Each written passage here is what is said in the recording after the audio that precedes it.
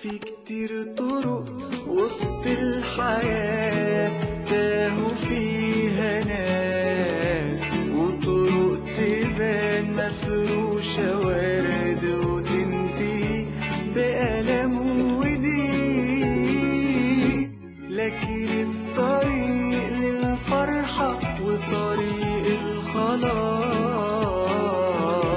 عند المسيح. أصل المسيح هو الحياة، هو الطريق. الطريق الطريق الطريق الطريق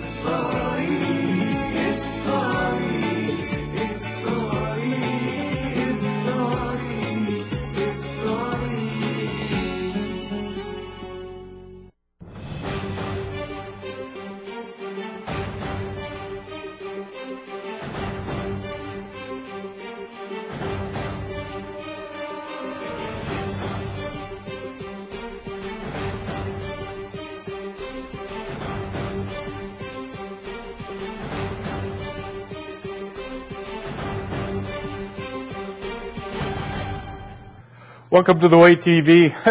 We got a really bizarre show today, but it's all been documented with proof, evidence, and facts. The old gentleman I'm showing here, interestingly enough, is a brother in arms. I'm a former Marine Corps officer. He's a former Marine Corps officer.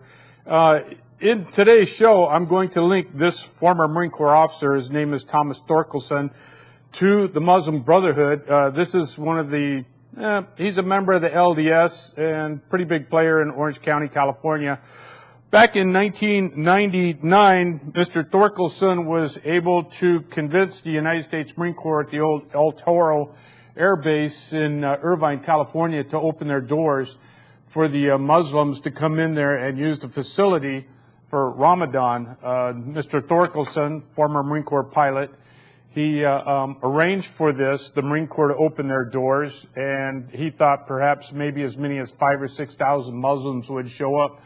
To his great pleasure, 12,000 showed up, and we're going to show this video. Now, what's interesting is that he got the Marine Corps to open this big facility, a big giant hangar from World War II, and clearly this is very interesting because especially in today's environment, even back in 1998, of separation of church and state and using Marine Corps facilities for this reason. Now, as we go through here, we're going to find out that Mr. Thorkelson, Tom Thorkelson, contacted this fellow here, Musamil Siddiqui, who's a big player. He reports directly to the King of Saudi Arabia and met with George W. Bush and gave him a Quran in the White House.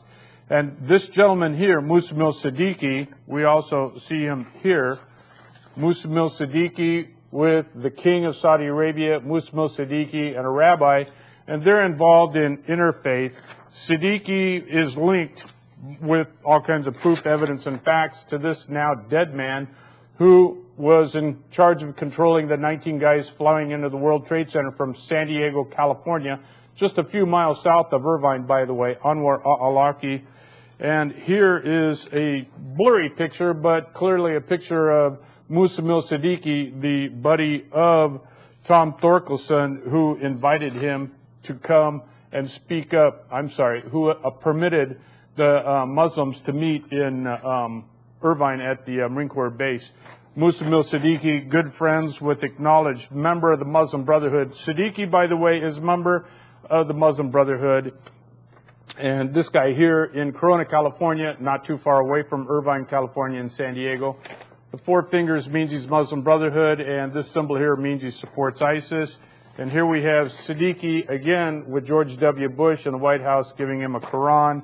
And then all these guys are linked to Anwar al-Awlaki. And in fact, it was George W. Bush who was instrumental in redacting the 28 pages of the World Trade Center, the commission of removing the Saudi Arabian family. So I want to listen to this clip and listen for the name Siddiqui, Siddiqui, Siddiqui. Clip number 3. Clip number 3.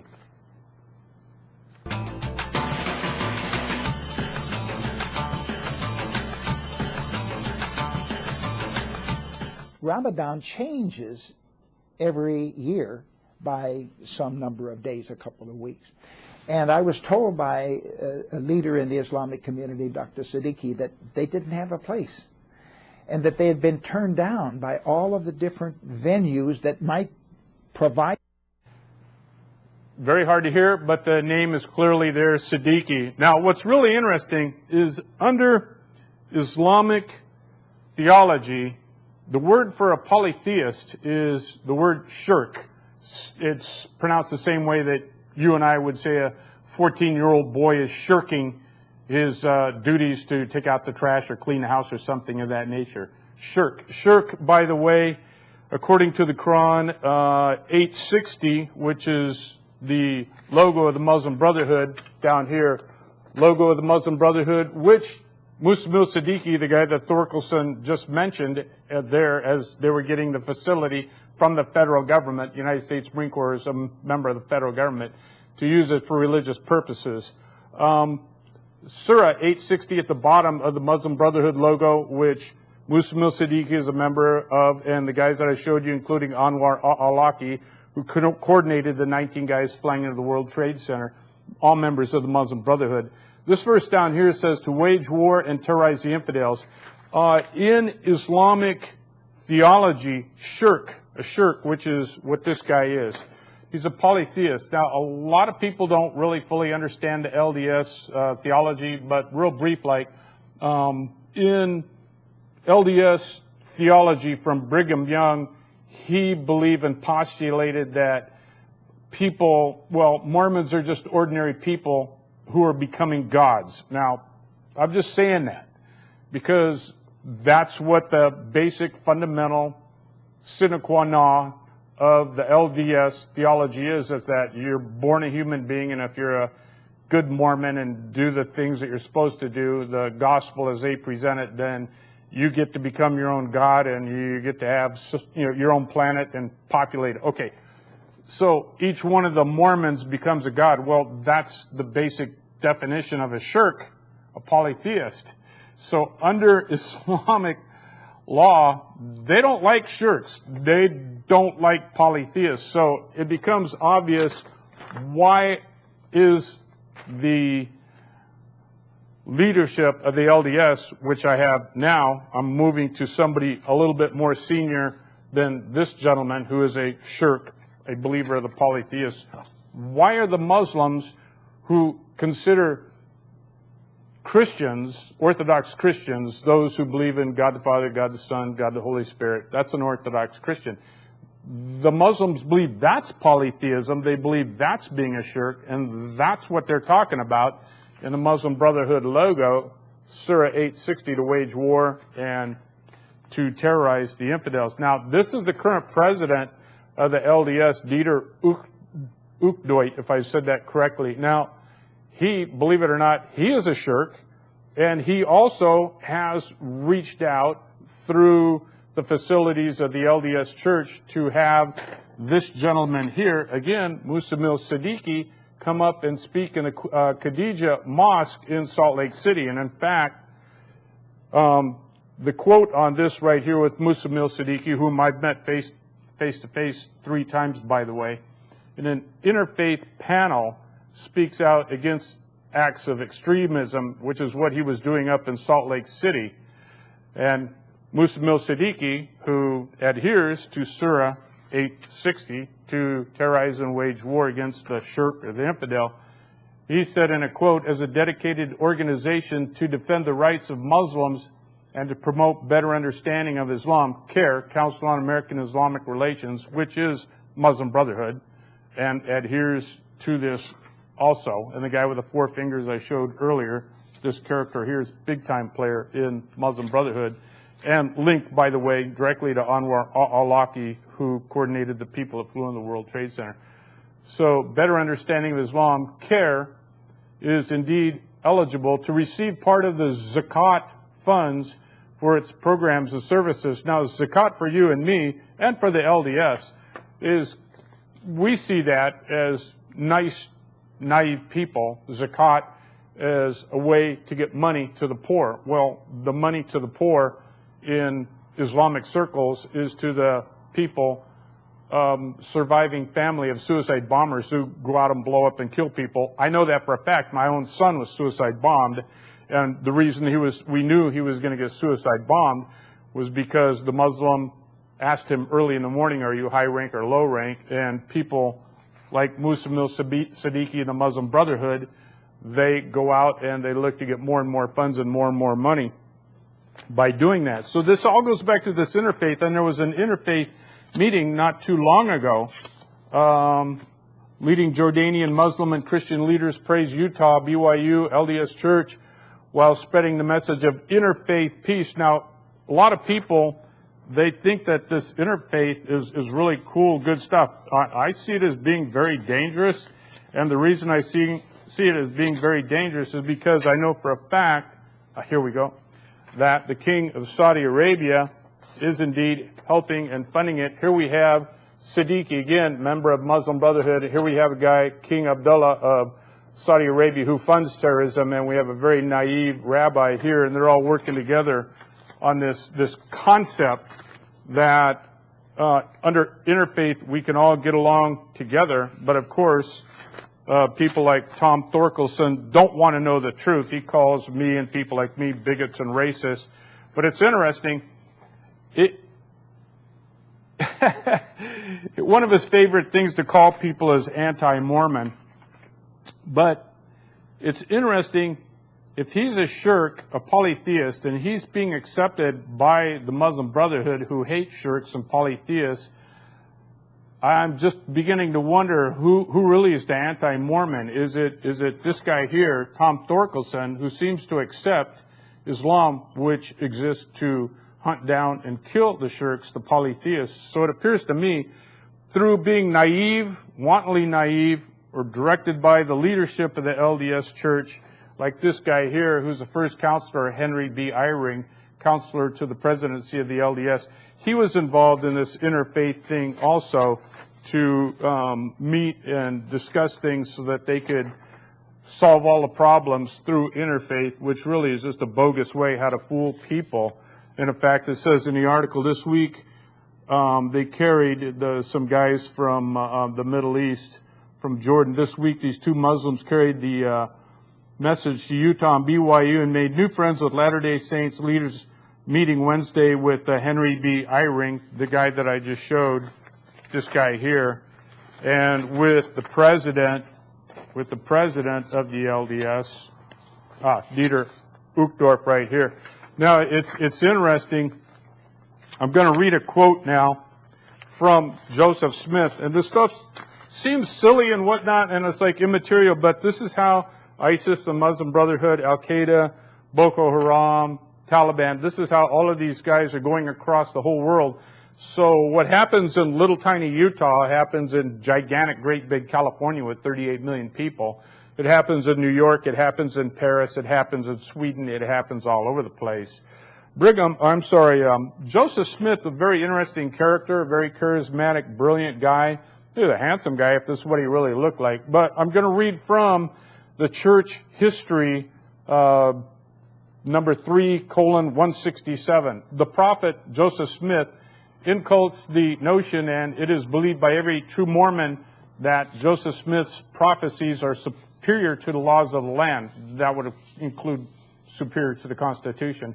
I have heard the prophet say that he would yet tread down his enemies, meaning the Christians. This was right after the disputes in Missouri, and walk over their dead bodies. And if he was not let alone, he would be a second Muhammad.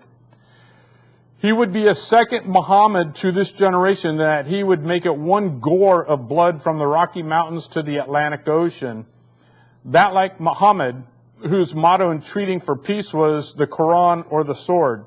Pretty interesting. When you go back into the Mormon history, they're pretty violent, pretty bloody. And if you look at the very first novel about Sherlock Holmes, it was about Brigham Young, kidnapping, raping, murdering, killing, and things of that nature. Zane Grey, Writers of the Purple Sage, same thing. We have tons of proof, evidence, and facts on that. The massacre at the Mountain Meadows and things of that nature, which I've been to there, by the way. That, like Muhammad, whose motto in treating for peace was the Quran or the sword. So Joseph Smith, he really doesn't care who he kills and stomps over their bodies as long as he gets his way. Of course, the Mormon church has evolved and is, at least superficially on the surface, they tend to be a little bit more peaceful and don't go out and rape and kill people as they used to do on their way from New York to, let's see, they went from New York to Ohio to Missouri to Illinois and then to Salt Lake City. So should it be eventually with us. Joseph Smith or the sword. These are the words of Joseph Smith in an affidavit. It's found in the LDS Church history, number 3:167. The last statements were made during the last summer. Okay, so that's talking about Joseph Smith wanted to be the Muhammad of America. Well, it's interesting because Muhammad had multiple wives and was a pedophile. Ho-ho! Joseph Smith had multiple wives and was a pedophile. He had 2 pairs of moms and daughters, and a couple of the girls were 14 years old. In fact, one of the leaders of the fundamental LDS is thrown in prison, still in prison today for having sex with underage girls in the temple. Clip number 8.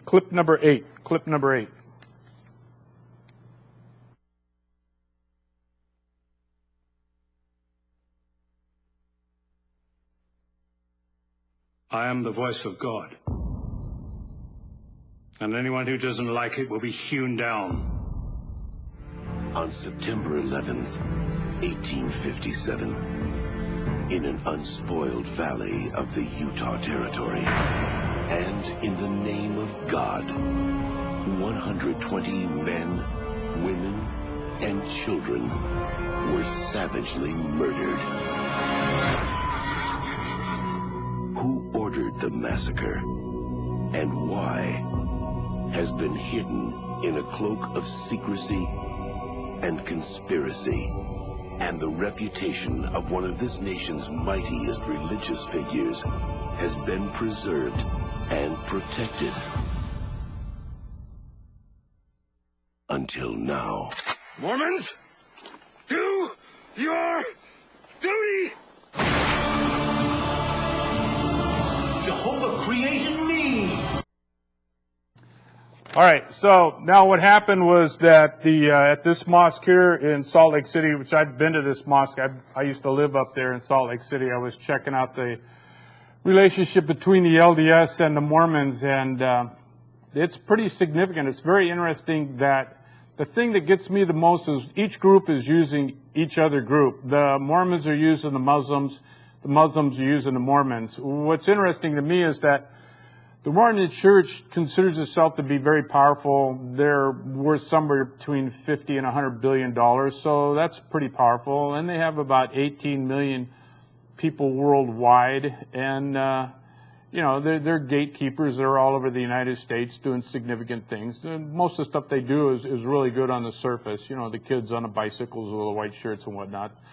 But the Mormons, they tend, from me talking with them when I lived up there in Draper, just south of Salt Lake City, when I'd go up to the general conference and just quietly talk. I didn't carry banners or anything of that nature. I just wanted to find out what was going on. The Mormons seemed to think that they were in control with their 18 million people in there, let's say $50 billion. They thought they were in control. And I sat there looking at them, or stood there looking at them, former intelligence officer, Marine Corps veteran, doing counterintelligence, and basically surrounded by the North Vietnamese Army up there, fluent in Vietnamese, and that's why General Mattis hired me, because of my background in gathering human intelligence in very dangerous situations. And, I've been surrounded by a couple hundred Somali Muslims screaming Allah Akbar down in San Diego and whatnot. So this stuff for me is no big deal. But I was talking to the Mormons, and I got this sense that they were pretty sure they were in control of the Muslims. And then I would ask them, well, you realize there's 1.5 billion Muslims globally. They hadn't thought of that. And I said, the 57 Muslim countries throughout the whole world, they're probably worth 40 trillion, 100 trillion, I don't know, a lot of money. That's a little bit more than 50 billion. And that kind of opened their eyes up. But anyways, I've been to this mosque, and this is where they had the interfaith deal. the leader of the mosque there, which, by the way, I'll find the guy's picture here. I got it so organized I can't find it.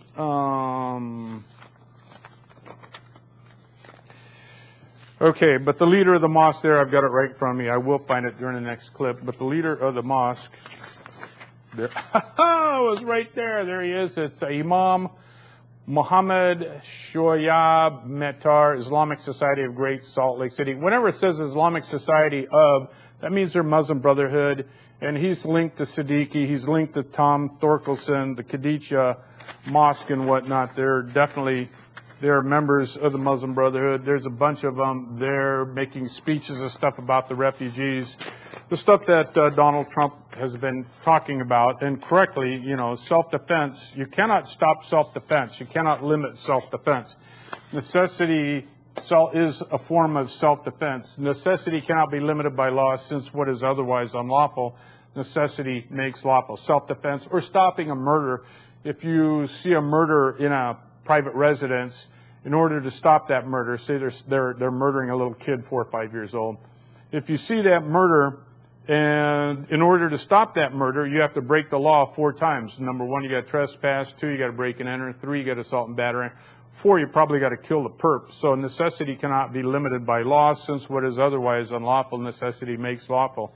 So you have these people getting together, the Mormons and the Muslims, and actually the Quakers in this interfaith stuff, and they're thinking that you can have cats and dogs living together. It just doesn't work that way, because you've got the Muslims, 1.5 billion people with almost $100 trillion of money, and the only way they're guaranteed of going to paradise is they got to be killed in jihad. And so they don't like the shirks, and they don't like Christians, and that's in Surah 860 and 929. Surah 929, kill the Christians. Another verse is kill all of the Jews and whatnot. And yet you got all these interfaith guys, like this guy here is a polytheist, shirk. You got all these interfaith guys, and this interfaith president of the LDS, and this interfaith first counselor in the presidency of the LDS getting together. And all of this stuff is funded by the Saudi Arabians. There's a king of Saudi Arabia with a machine gun belt of dollars, and ISIS shooting it here. And that's done in accordance with the basic theology of Islam, Surah 860, to terrorize and wage war with the infidels, including the Mormons. And here you have the essence of Christianity. True religion is James 1:27, caring for widows and orphans. And the essence of Islam, Surah 860, to terrorize and wage war, to kill the infidels, to kill the shirks, to kill the polytheists. And then you have the king of Saudi Arabia. The death knell of every republic is foreign money, the pound, the dollar, the euro, and the yen. And of course, the Saudi, I think it's called the riyadh, is their currency there. So you've got all of these very bizarre things coming together. And as a former battlefield intelligence, human intelligence gatherer, and surviving and going out that night and locating, closing with, and destroying the enemy with close arms and fire superiority, close combat and fire superiority, I have to ask, why would the leadership at the very highest level of the LDS, the president and the first counselor and the president, why would they want to sit down and operate with people who are avowed in accordance with the Muslim Brotherhood, which all the guys I showed you are members of the Muslim Brotherhood as far as the Muslims go, and they operate off Surah 860. So what's up with the LDS? What are they doing? Why are they doing this? Why are they jumping onto the interfaith boondoggle? And here we have some, this is Quakers have jumped in on board of this. Now, Quakers are obviously Christians too. They don't have a history of violence, just the opposite. They have a history of nonviolence. They're involved too. They think that they're going to work with a Muslim Brotherhood, and like Trump is talking about, with these people that we're bringing in, the refugees. You know, how many times do we hear just a very few of them are violent? Well, the ratio of police to the general public is probably 1 to 5,000. You have a city of, say, 5,000 police, you probably only need 1 cop, maybe 2 or 3, just a few. But if you have 100,000, you probably need 50 or so cops, not that many. It's a very small number, but they also hold down the 1% who are lunatics out there. 1% out of 100,000 would be 1,000, and they're holding these guys down so they don't go out and kill everybody.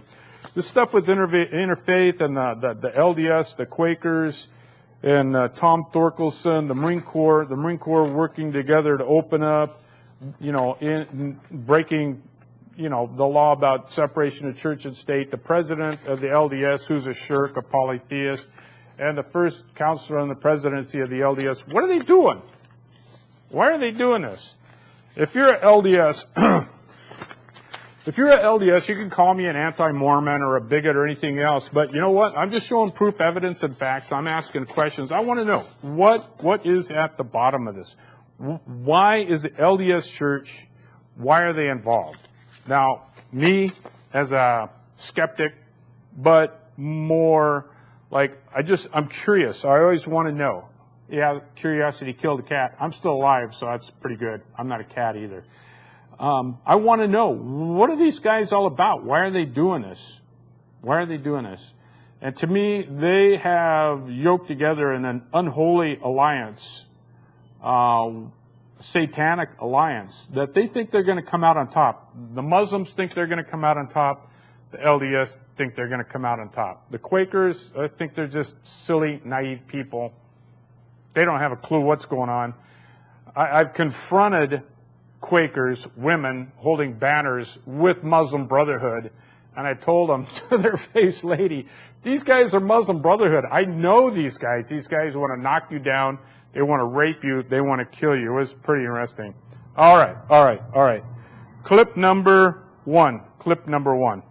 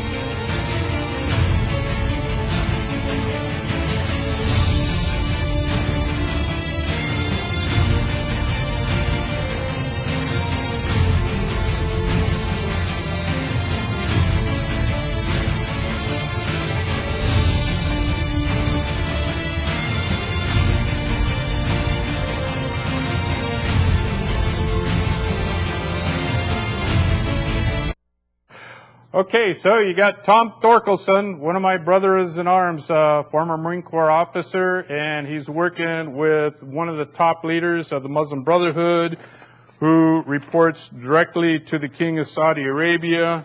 And you have the first president, first counselor in the LDS presidency working together. And they're working again. They want to bring in the Muslims. Here we got the Muslims. And it all comes back to this character here. In the long run, it all comes back. All roads lead back to this guy, because this is true Islam. This is bona fide Islam. This guy, all the people he killed and everything he did is based on what did Muhammad do? What did Muhammad do? And when Joseph Smith said he wanted to be the Muhammad of America and kill so many people it turned it blood gore from coast to coast. This is pretty interesting stuff. Don't look for a lot of peace in the future, especially for Europe and coming to the United States. I'm going to talk more about this. I'm going to bring a lot more about the LDS, working with the Muslim Brotherhood over the next few weeks. God bless you all. Adios.